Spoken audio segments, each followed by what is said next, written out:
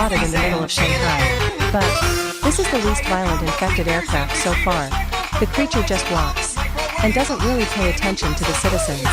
The creature still causes damage, but not like the other mutants. This infected aircraft is now named the DC-10, which, as you can tell by the name, uses the head of a DC-10.